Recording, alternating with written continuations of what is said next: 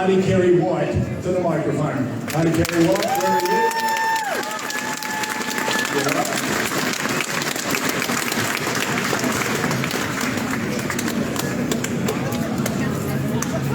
Well, we'd love to, but what we're trying to do is keep that alleyway clear for the people coming in and out of the hall, out of Parliament.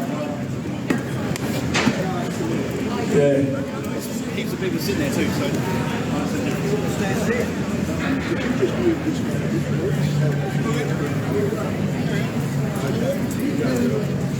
Australians are facing a cost of living crisis, housing crisis, high mortgage payments, rental crisis, healthcare decline, and bogus climate change that's driving up energy costs. Assistance should only be given on a needs basis, not a race basis. But the government, both federal and states, say nothing to see here, folks. Instead, we're offering you the holy grail in the form of a referendum that will fix everything and divide Australia. Today, we are here to talk about the voice to Parliament, which is not only an apartheid, but it's also divisive. Our Constitution is colourblind and should not have race-based or identity politics enshrined in it. Aboriginal people are already recognised by the Constitution, as is every other citizen of Australia. By enshrining their voice in the Constitution, it's elevating one race above all others. Albanese claims it's only a modest change to the Constitution, but nothing could be further from the truth. With the 1967 referendum, we became a nation united, and Aboriginal people enjoying the same freedoms as the rest of Australia. The 1967 referendum was a referendum allowing the government to make laws for Aboriginal people. At least that's what the voters thought at the time.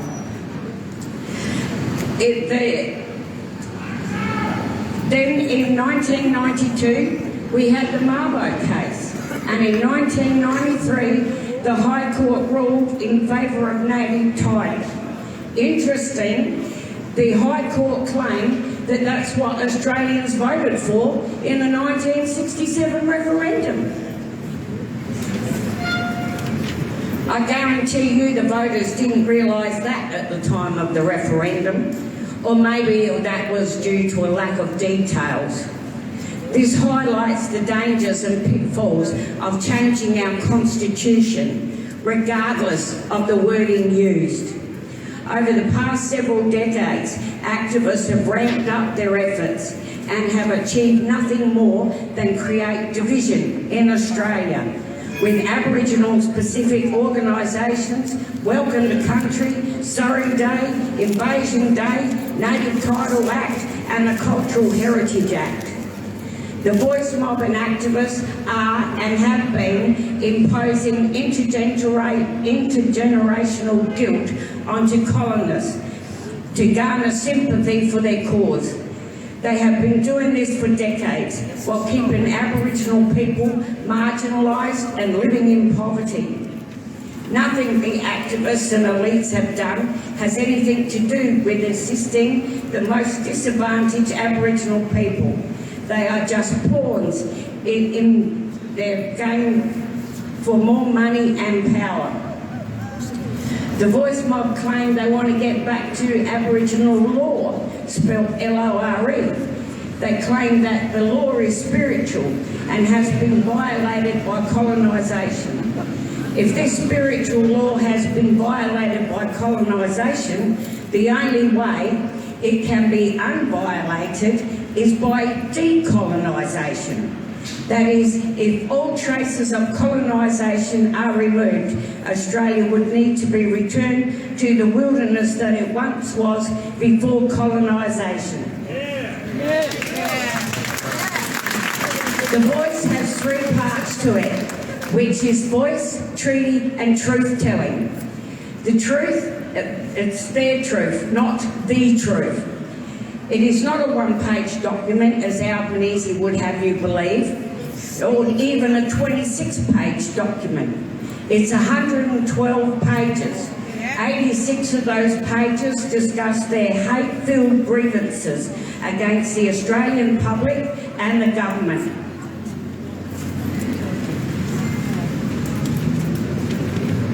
25 of those pages outline what they want, and it states they are not going to accept being an advisory body.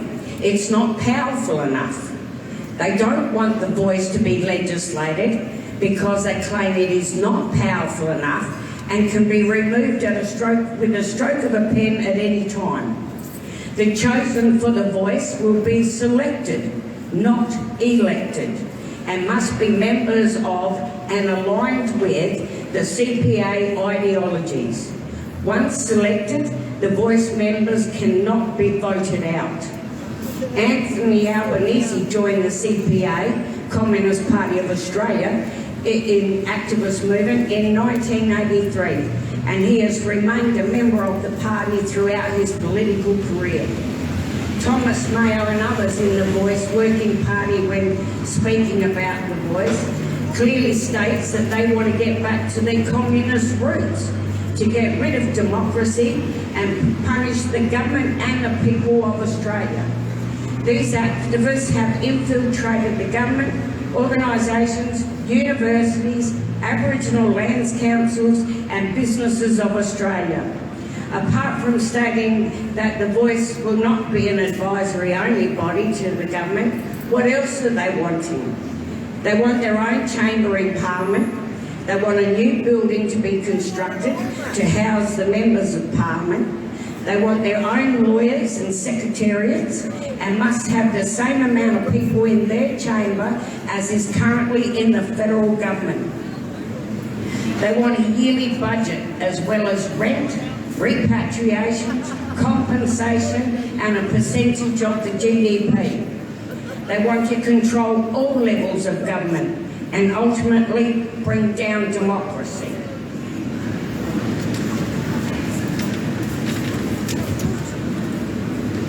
They want money and power.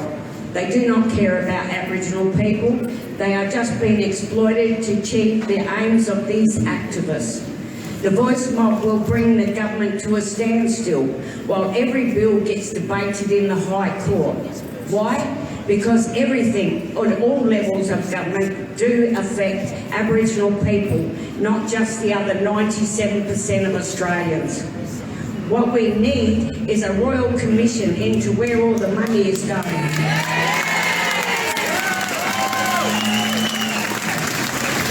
Including Aboriginal land councils. We do not want or need a referendum for the Voice to Parliament or a referendum for recognition of Aboriginal people. We don't want or need a state-based Voice to Parliament either. It's time we remind the government that they work for us. We don't work for them.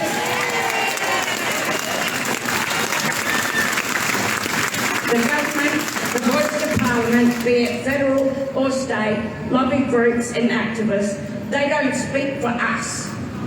Governments, activists and advisory bodies think that they know what's best for we the people, but they don't. They claim that they want to give Aboriginal people a voice, yet they ignore the voices of the majority of Australians. Real change for Aboriginal people will not come from governments, white people, activists or the myriad of advisory bodies. The endless money pit for Aboriginal people has not and will not change the outcomes for Aboriginal people in the bush.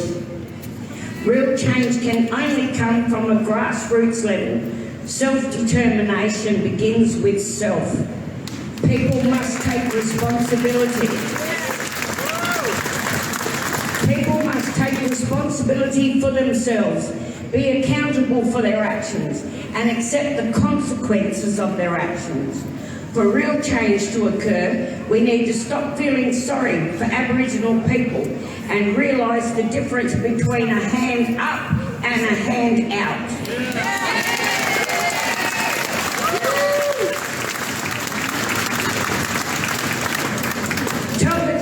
to leave our constitution alone.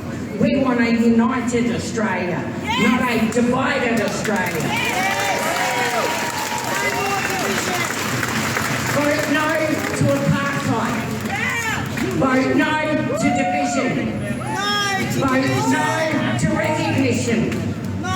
Stand up, Australia. We are one people, one flag, one Australia. Vote no.